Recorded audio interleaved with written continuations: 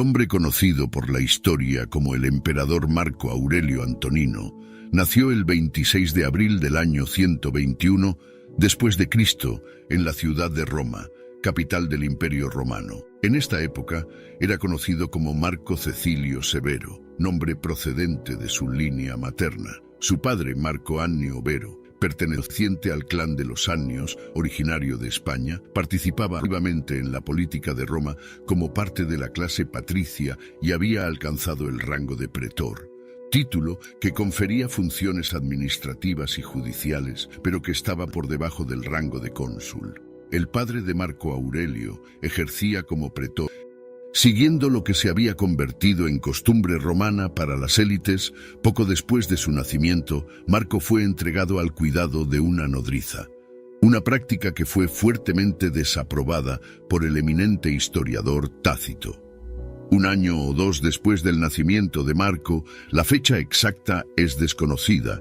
Su madre dio a luz a su hermana, Annia Cornificia Faustina. Marco fue criado por su madre y su abuelo paterno.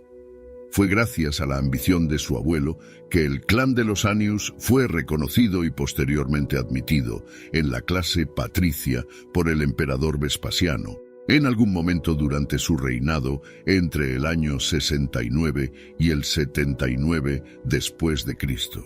En sus meditaciones, Marco escribiría más tarde sobre su abuelo: de mi abuelo Verus aprendí la decencia y un temperamento suave. Sus primeros años transcurrieron en las casas de sus padres y de su abuelo, en la colina Ciliana, una de las 7 colinas de Roma, un barrio acomodado que miraba al norte de la ciudad y estaba compuesto por lujosos e imponentes edificios, como el Palacio de Letrán y los cuarteles de los equites singulares o guardias imperiales a caballo. Su bisabuelo materno, posiblemente su tatarabuelo Lucio Catilio Severo, también participó en su educación y se cree que fue con él con quien Marco tuvo mayor contacto. Aunque fue cuidado por enfermeras y tuvo fuertes modelos masculinos, su madre siguió desempeñando un papel importante e influyente en su vida. Tal vez de ella, un miembro muy rico de una antigua familia patricia, aprendió la humildad de la forma en que ella, a pesar de su riqueza, optó por vivir con sencillez y sin lujos comunes a las élites de Roma. Él escribiría de ella: de mi madre aprendí la piedad, la generosidad, el evitar el mal e incluso el pensarlo, también la sencillez de vida, bien lejos de los hábitos de los ricos. Marco fue un niño solemne y tal vez fue esta solemnidad desde tan temprana edad lo que le llevó a su posterior interés por la filosofía y en particular por la rama filosófica que conocemos como estoicismo. Cuando aún era un niño de 6 años y antes de comenzar su educación formal, Marco fue inscrito en la Orden de los Ecuestres por nombramiento del emperador Adriano. Esta inducción oficial a la Orden de los Ecuestres requería una cualificación por medio de la riqueza, pero también un requisito adicional. Bajo Augusto, la Orden de los Senados y la Orden de los Ecuestres habían sido separadas por categorías de riqueza. La Orden de los Ecuestres tenía un requisito de propiedad de 100.000 denarios y la Orden del Senado un requisito de 250.000 denarios, pero la Orden Ecuestre también fue subdividida por Augusto. Cualquiera que cumpliera con el requisito de propiedad de 100.000 denarios podía ostentar el título de eques, pero solo aquellos a los que un emperador concediera el equus publicus podían ser admitidos en la orden y ostentar el título de equites equo publico. Así, por las acciones de Adriano, Marco fue admitido en la orden. Aunque su extrema juventud era inusual para la admisión, no era única. Cuando tuvo edad suficiente para dejar el cuidado de las enfermeras a los 7 años, Marco recibió una educación variada. Tras las lecciones elementales de lectura, escritura y aritmética, recibió instrucción sobre literatura y lengua griega elemental de Euforio, pronunciación y elocución latina y posiblemente teatro de Gémino. Al mismo tiempo, fue admitido en el colegio sacerdotal de los Salios. Aunque no cumplía los dos requisitos de pertenecer a la clase patricia por nacimiento y tener ambos padres vivos, la adopción formal por parte de su abuelo o la inscripción por parte de Adriano suplantaron este último requisito y podrían mostrar un favor especial hacia Marco por parte del emperador.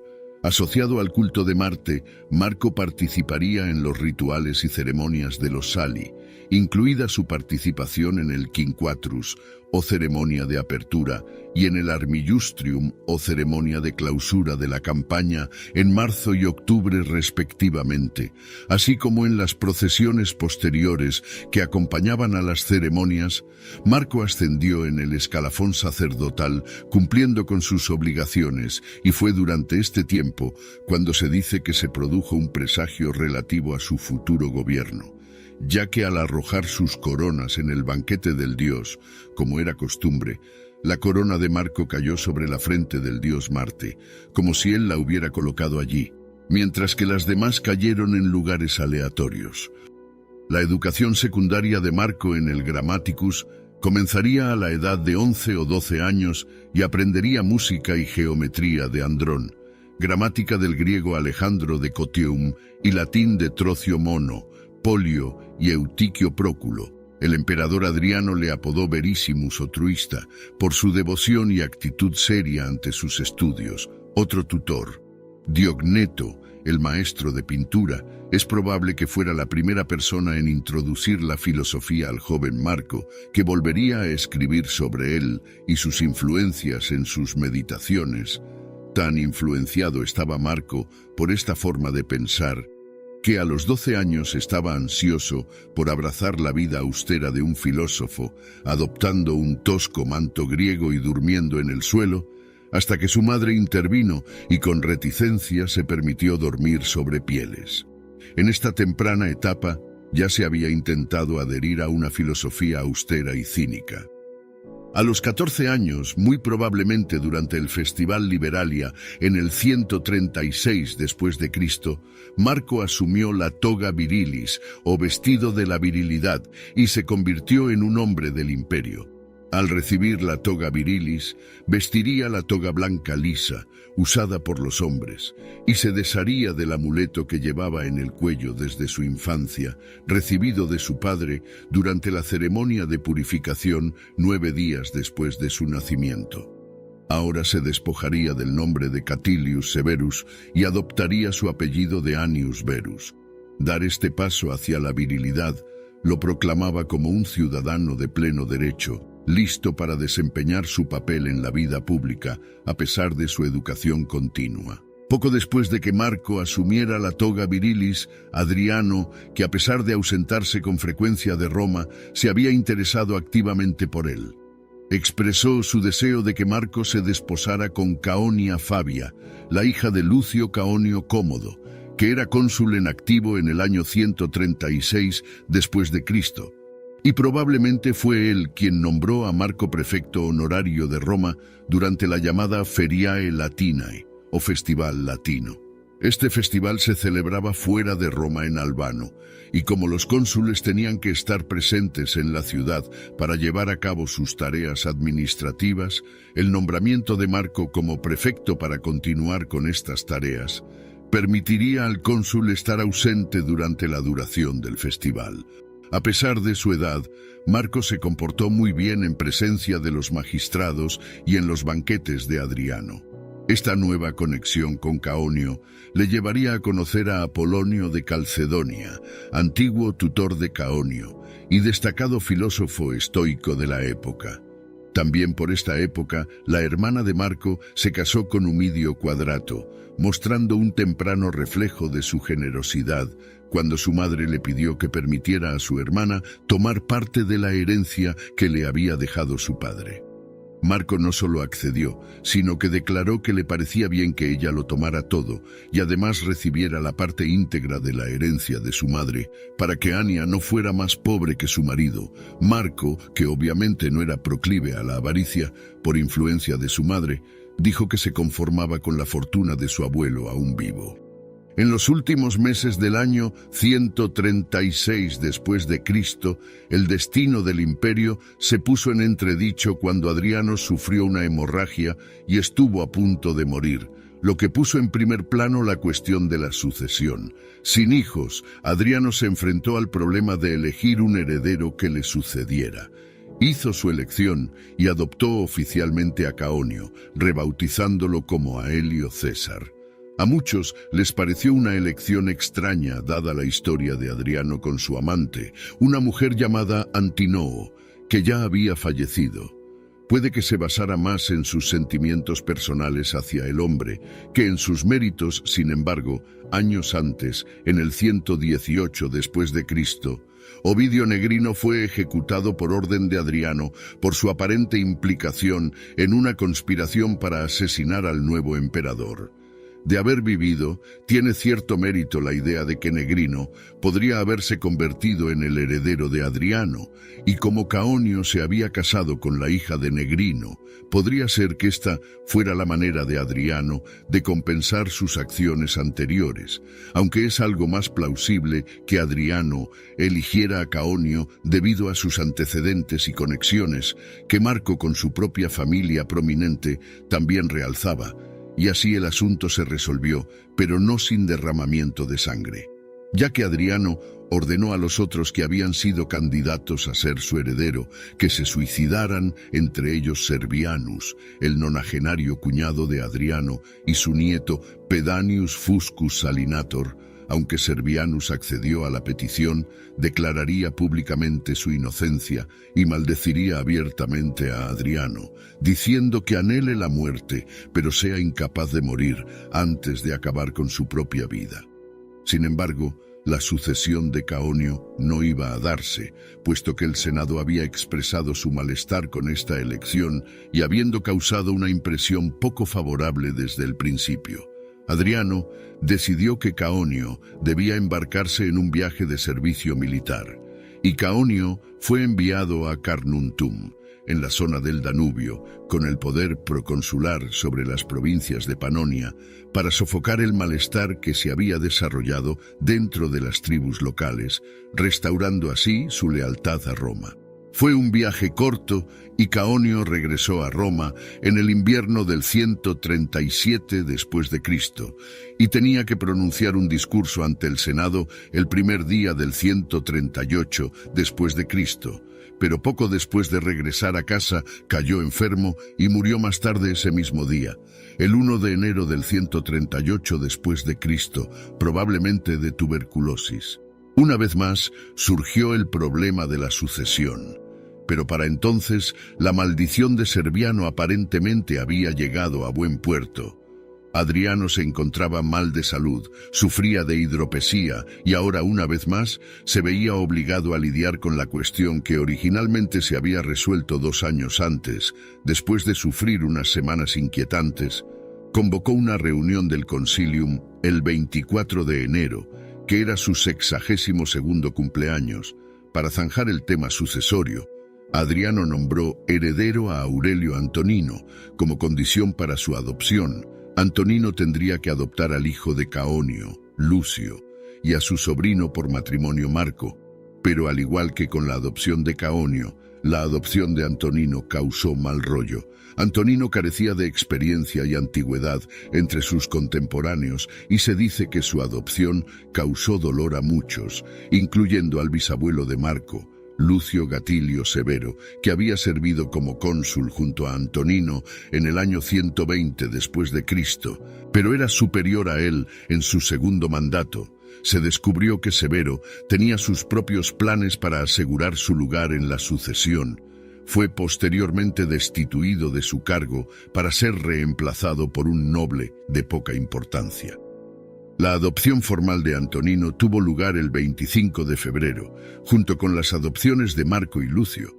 Los niños fueron conocidos como Marco alias Aurelio Vero y Lucio alias Aurelio Comodo.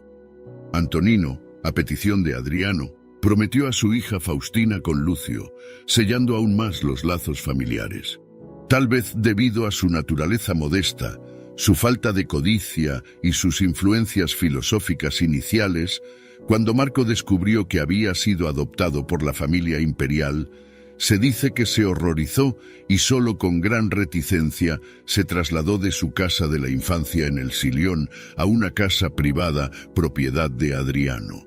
Y así fue como se hicieron los preparativos en primavera para que Marco entrara formalmente en la vida pública, cuando fue designado para ocupar el cargo de cuestor para el año siguiente, 139 después de Cristo. Junto a Antonino, que sería cónsul por segunda vez como heredero, ocupar el cargo no habría sido inusual. Pero la edad mínima para ocupar el cargo de cuestor era de 24 años, y Marco solo tenía 17 años. Adriano intervino y solicitó que Marco quedara exento de esta ley, y sin embargo, a pesar de ser elevado no solo a la esfera política ordinaria, sino a la familia imperial, Marco no se vio afectado por el cambio y siguió siendo el joven reflexivo y generoso de sus años mozos. Sin embargo, la salud de Adriano estaba empeorando y realizó numerosos intentos de quitarse la vida. A medida que su estado se deterioraba, se volvía violento, retirándose finalmente a Baiae, en la costa de Campania. Antonino fue dejado para gobernar Roma, pero poco después viajó a Baiae a petición de Adriano cuando estaba a punto de morir. Antonino estaba a su lado cuando murió el 10 de julio de 138 después de Cristo. Inmediatamente después de la muerte de Adriano, fue deber de Antonino hacer los arreglos funerarios privados. De vuelta en Roma, se dejó a Marco hacer las proclamaciones públicas anunciando la muerte del emperador y posiblemente organizar el funeral público, así como organizar juegos de gladiadores por su propia voluntad en honor de Adriano, su tía Faustina. Siguiendo instrucciones del nuevo emperador Antonino, propuso a Marco que pusiera fin a sus esponsales con Caonia Fabia y en su lugar consintiera en casarse con la hija mucho más joven de Antonino y Faustina, Faustina la joven, lo que requeriría la disolución de sus esponsales con Lucio. Marco consintió, pero no se casarían hasta el año 135 después de Cristo, debido a la edad de Faustina. Más tarde, en el año 138 después de Cristo, Antonino se involucraría en una lucha contra el Senado para deificar a Adriano, aunque gran parte de la clase dirigente estaba en contra. Antonino tuvo éxito en forzar la moción, asegurando así su propia posición al mismo tiempo. Tras el funeral oficial, se ganó al Senado con sus acciones en la conmutación de muchos de los actos finales de Adriano, por lo que se dice que recibió el nombre de Pío. Antonino fue cónsul en el año 139 después de Cristo, junto con Cayo Brucio Praeseno, e introdujo algunos cambios en la clase dirigente, pero en general el imperio se mantuvo estable y en paz. Marco asumió su cargo de cuestor como estaba previsto, sirviendo principalmente como secretario y leyendo las cartas del emperador en el Senado, cuando Antonino no estaba presente. Antonino confirió muchos honores al joven Marco, comenzando cuando fue designado cónsul para el año 140 después de Cristo. Aunque todavía muy por debajo de la edad habitual requerida para el cargo, Antonino iba a servir como su colega. Además de esto, recibió el nombramiento de Serviri en el desfile anual de caballeros y por derecho de su nueva posición fue jefe de la orden ecuestre, el Princeps Juventutis. En reconocimiento de su posición dentro de la línea de sucesión, su nombre fue cambiado hasta el momento de su accesión a Marco Aurelio Virus César. Por orden del Senado, Marco también fue introducido en los colegios sacerdotales. A pesar de que el poder del César aún no era suyo, seguía siendo un joven sensato y más tarde escribiría: «Procura no convertirte en un César. No te dejes sumergir en el tinte púrpura, pues eso puede suceder». Aunque estaba dispuesto a aceptar la responsabilidad de su futuro cargo, no pretendía permitir que esta nueva posición y poder lo cambiaran. Una forma de pensar que solo se vio reforzada cuando, en consonancia con su posición, se trasladó a la casa de Tiberio, el palacio imperial en el Palatino a petición de Antonino. Siguieron más honores y cargos, pero a pesar de su vida pública, Marco continuó con su educación. Marco tuvo muchos tutores a lo largo de los años, y es probable que su formación oratoria comenzara una vez que asumió la toga virilis. En griego fue tutelado por Annius Macer, Caninius Sela, y más tarde por Herodes Atticus. En oratoria latina fue tutelado por Cornelius Fronto, aunque es poco probable que Herodes y Fronto fueran sus tutores antes de su adopción por Antonino. También fue tutelado en derecho por Lucius Volusius Maicianus. La filosofía no se omitió en su educación, y su anterior tutor, el estoico Apolonio, regresó a Roma a petición de Antonino para tutelar de nuevo a Marco, aunque cuando fue llamado a palacio, replicó que el maestro no debía acercarse al alumno, sino el alumno al maestro, y así Marco recibiría instrucción en casa de Apolonio en Roma. Aunque no está claro en qué medida estaba relacionada con la filosofía, en lugar de con la oratoria. En una serie de cartas entre Marco y uno de sus tutores más destacados, Fronto, un conocido abogado. Da la impresión de ser un joven deseoso de aprender y agradecido a su tutor por su instrucción y en ocasiones por sus críticas, que Marco aceptaba de buen grado y del que estaba decidido a aprender. En una carta expresa su ansiedad por escribir su discurso de agradecimiento al Senado, pero también expresa con frecuencia su afecto por su tutor y se siente culpable de que Fronto le haya causado dolor debido a su viaje a Centumcelli, desde Roma, donde Marco permaneció un tiempo. Incluso estaba dispuesto a renunciar a parte de sus estudios para no causar más dolor a Fronto. Marco era un muchacho estudioso, pero tampoco le asustaba el trabajo duro. En otra carta a Fronto, describe un día que pasó recogiendo uvas y trabajando junto a los hombres de los viñedos en una de las fincas de Antonino.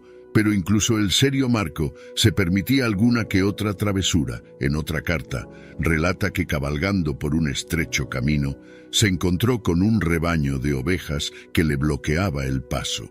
Un pastor le comentó que tuviera cuidado con los jinetes, ya que eran los que más robaban. Marco espoleó a su montura y cabalgó hacia las ovejas que se dispersaron en todas direcciones.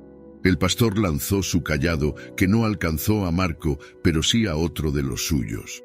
En el año 140 después de Cristo, asumió el cargo de cónsul y sus responsabilidades aumentaron. El consulado era una posición de alto rango entre las filas del Senado y Marco, a través de sus funciones, asumiría un papel de liderazgo en ayudar a gobernar Roma. Fue aquí donde su educación en el arte de gobernar comenzaría, con Antonino convirtiéndose en una gran y positiva influencia en su vida, visto más tarde en sus extensos escritos sobre su padre adoptivo. Es probable que, en su papel de cónsul, estuviera presente en las discusiones sobre los problemas en Britania y Dacia, y aunque no tenía inclinaciones militares, esta experiencia le habría servido para educarse de algún modo en cuestiones bélicas. Durante las postrimerías del año murió la emperatriz Faustina, y es probable que Marco participara en los preparativos de su funeral de estado y deificación. La temprana exposición de Marco a la diplomacia política y a los estudios de filosofía puede que le sirvieran cuando se encontró con que Herodes y Fronto iban a enfrentarse en un caso que estaban defendiendo. En correspondencia con ambos hombres, expuso sus argumentos de que uno no debía atacar el carácter del otro, ni siquiera cuando se defendían. Fronto estuvo de acuerdo en cierto modo, pero insistió en su punto de vista de que el atroz crimen debía ser tratado. Ambos hombres, independientemente de sus sentimientos hacia el otro, asumirían el cargo de cónsul en el año 143. Aunque Fronto, como novus homo u hombre nuevo, solo ejercería como cónsul suplente durante los meses de julio y agosto, tiempo durante el cual Marco se encontraba de nuevo lejos de Roma, en Nápoles.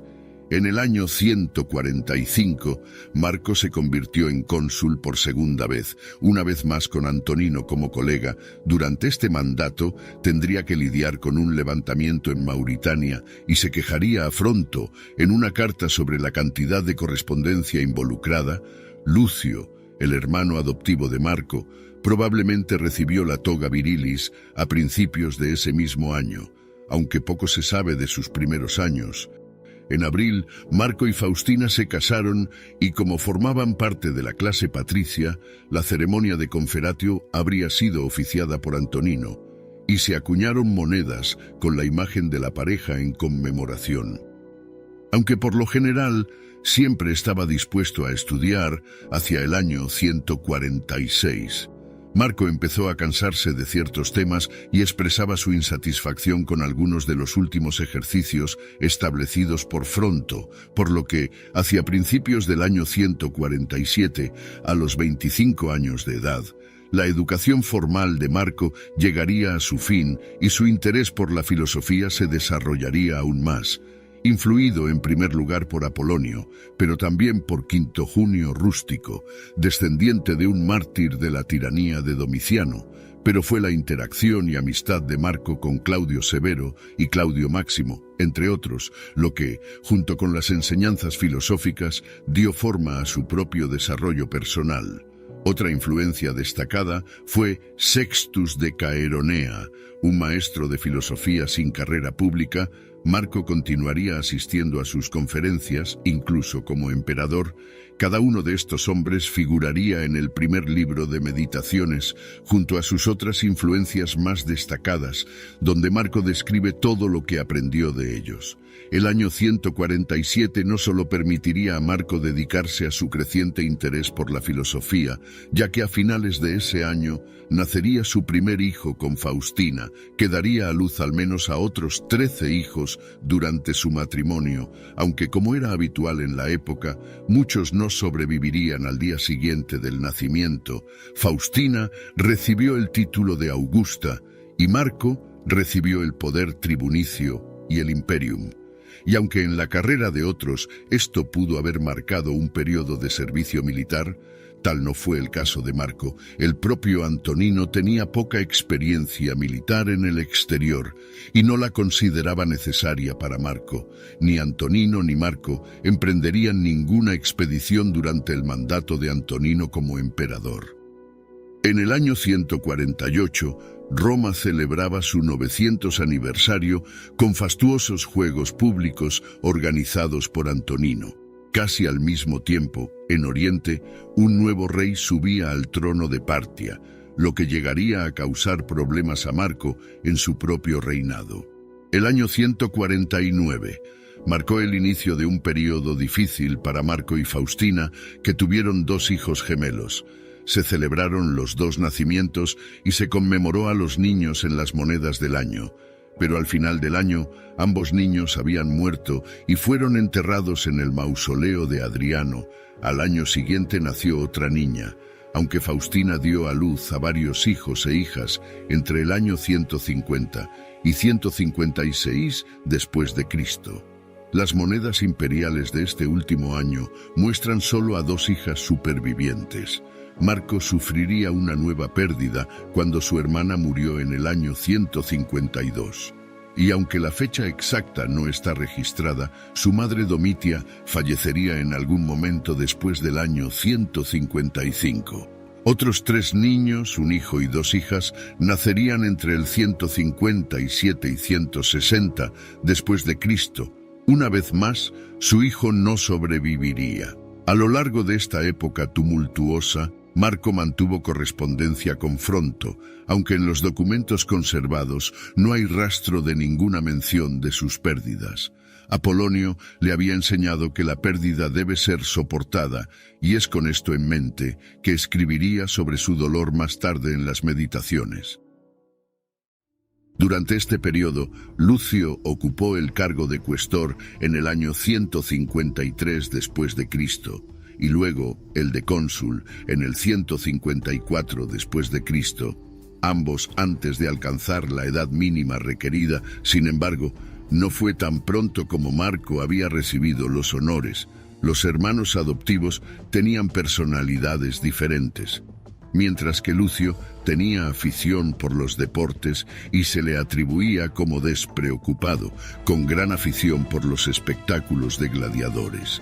Marco era serio y parecía encontrar dichos espectáculos más bien aburridos, aunque no parece que hubiera rivalidad entre ambos.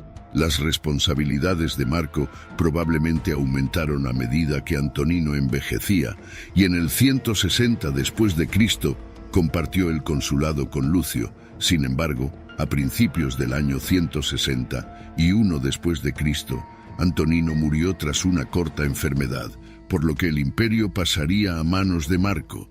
Sin embargo, al ser confirmado por el Senado, se negó a asumir el cargo de emperador a menos que Lucio fuera nombrado emperador junto a él. En parte por obligación con Adriano, pero quizás también para que la carga de gobernar se desprendiera, el Senado estuvo de acuerdo. Aunque Marco había desempeñado su función pública durante muchos años, todavía no se sentía inclinado a esta forma de vida, pero dada su educación y sus estudios de filosofía, a pesar de sus reticencias, su sentido del deber se impuso. Los hermanos adoptivos gobernaron conjuntamente. Marco ostentó el título de Pontifex Maximus como emperador mayor. Lucio como Pontifex. A partir de entonces serían conocidos como Imperato César Marco Aurelio Antonino Augusto e Imperato César Lucio Aurelio Vero Augusto. La Guardia Pretoriana, los guardaespaldas personales del emperador, podían hacer o deshacer a un gobernante. En el año 41 después de Cristo habían asesinado a Calígula, por lo que su lealtad al emperador entrante tenía que estar asegurada, y así, siguiendo un precedente establecido por Claudio, en el momento de la ascensión, Marco y Lucio prometieron a la Guardia Pretoriana 5.000 denarios a cada uno. Esta sería la primera vez que Marco sería aclamado imperato. Junto con Lucio, en este caso por los pretorianos, Marco pasaría a ser aclamado imperata por sus futuras victorias por las tropas, un total de 10 veces durante su reinado. Los planes para el funeral y la deificación de Antonino se hicieron, sin oposición por parte del Senado, y sus cenizas fueron enterradas en el mausoleo de Adriano. Pero cuando Lucio cayó enfermo más tarde, Marco acudió rápidamente a su lado. Se pensó que Lucio sufrió un leve ataque de apoplejía, pero se recuperó y continuó su viaje, llegando finalmente a la capital siria de Antioquía.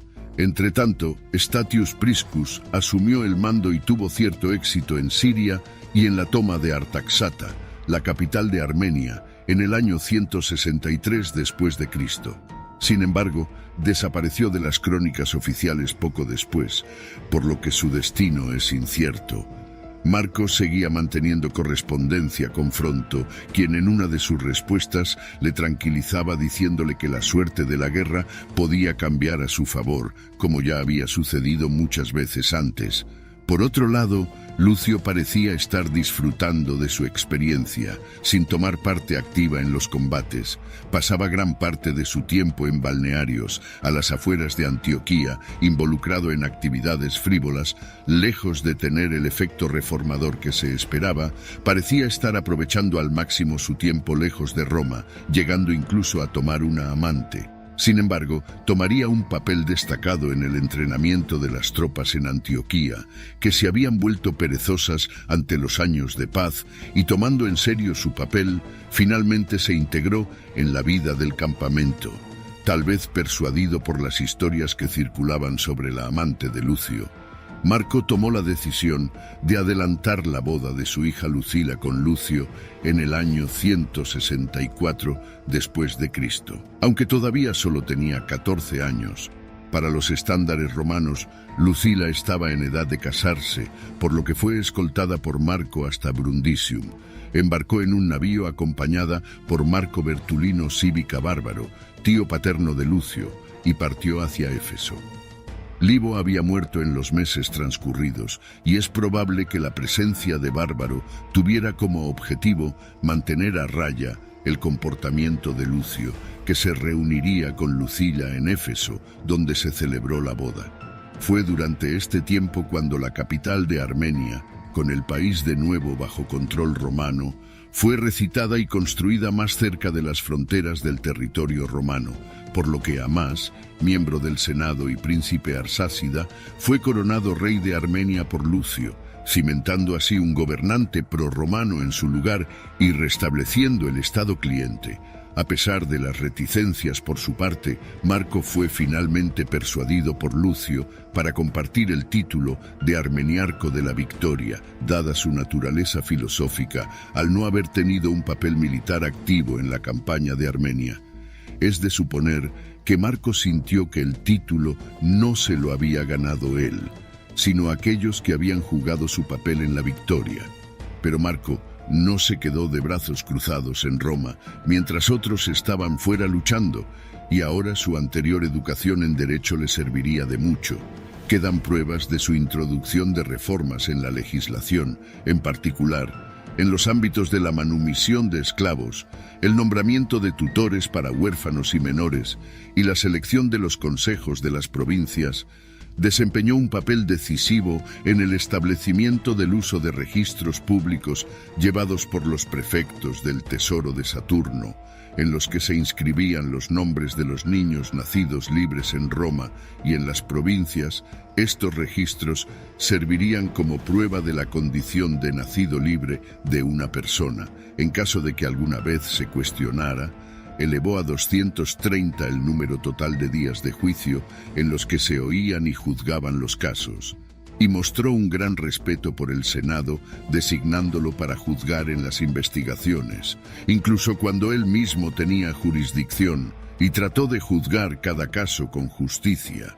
Concedió más honores y privilegios al Senado, mostrando deferencia donde muchos de sus predecesores los habían ignorado, confiando más en su fuerza militar para mantener su gobierno.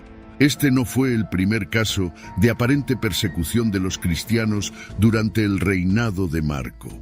Su amigo Rústico, como prefecto en el año 165 después de Cristo, se vio involucrado en un caso en el que Justino fue juzgado tras ser acusado por los cínicos crestenses. Justino y otros 5 admitieron voluntariamente ser cristianos y posteriormente fueron azotados y decapitados, y así fue como Justino se convirtió en mártir. La paz con las tribus de la frontera norte no se mantenía. Los Victuali y Marcomani, cuyo rey había representado a los enviados tribales en las anteriores conversaciones de paz, seguían causando problemas entre las demás tribus y se habían apoderado de las minas de oro de Dacia, no mucho después de las anteriores conversaciones de paz. Sabiendo que la situación requería atención, Marco y un reticente Lucio partieron finalmente hacia el norte en la primavera del 168 después de Cristo, deteniéndose inicialmente en Aquilea, donde permanecerían algún tiempo.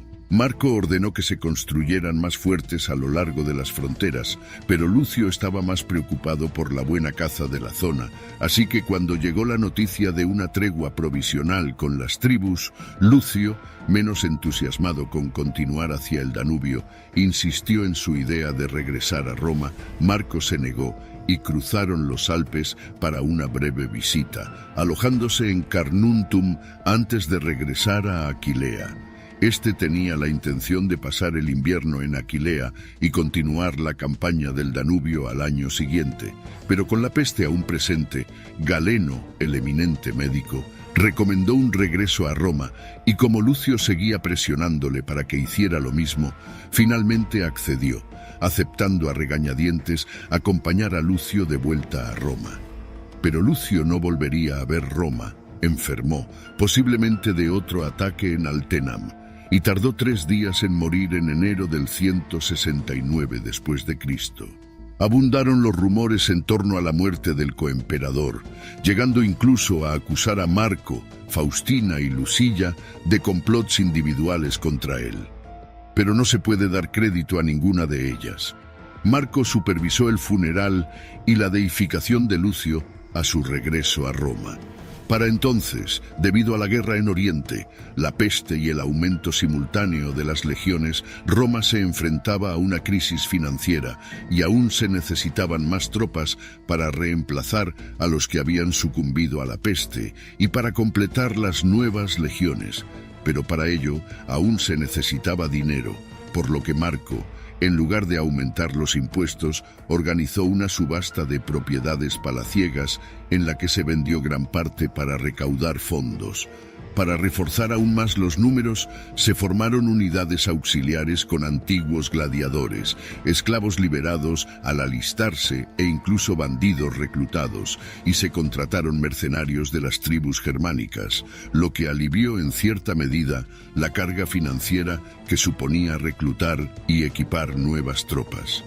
Pero todo esto seguía siendo insuficiente, por lo que se tomó la decisión de devaluar la moneda, práctica habitual cuando se atravesaban dificultades financieras.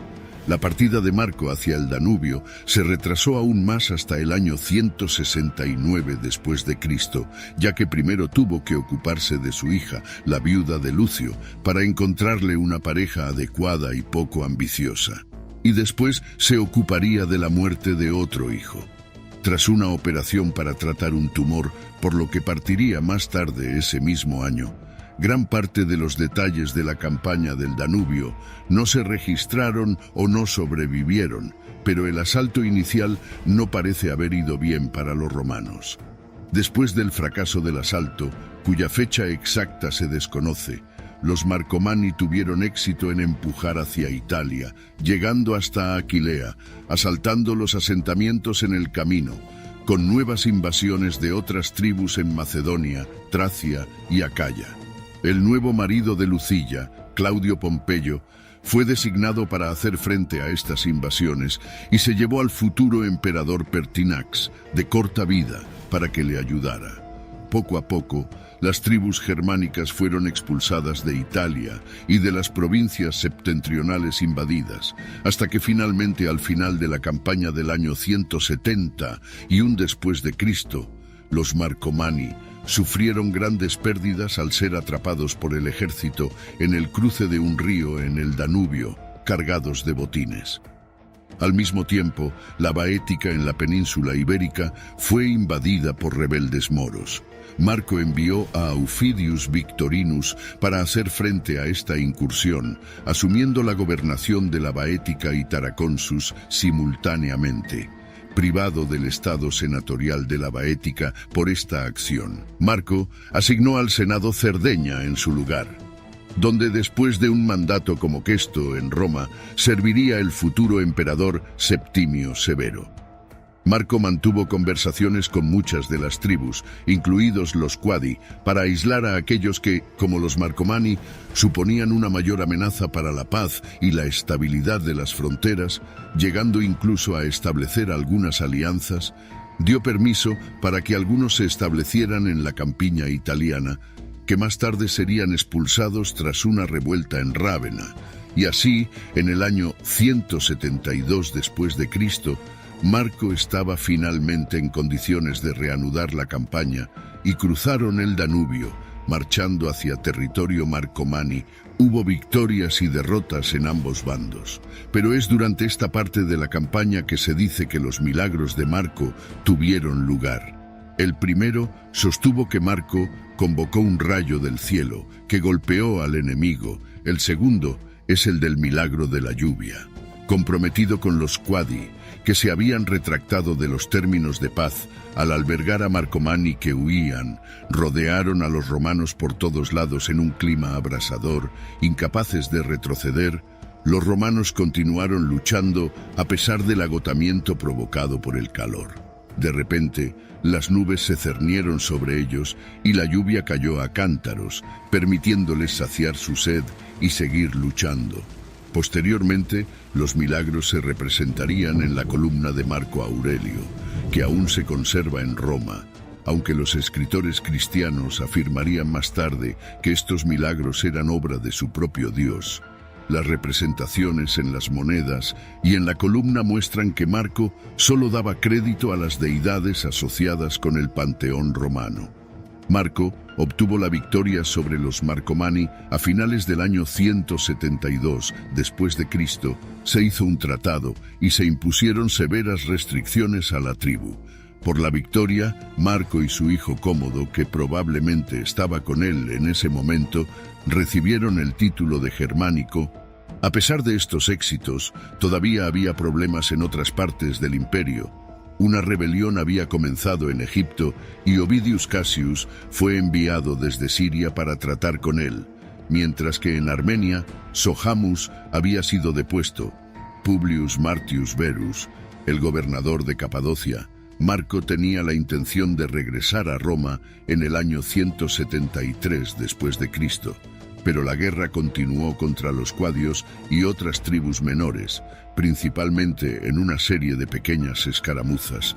El tratado anterior con los cuadi se había hecho con su gobernante prorromano, que fue expulsado en favor de Ariogasus, que era hostil a los romanos. Marco se negó a reconocerlo, negándose a renovar el tratado difunto, y puso una recompensa por él, vivo o muerto. Sin embargo, al igual que Tiridates, tras su captura, Ariogaso fue exiliado a Alejandría. La guerra progresó ahora contra los jarsigios sármatas cuando intentaron pedir la paz en el año 174 después de Cristo.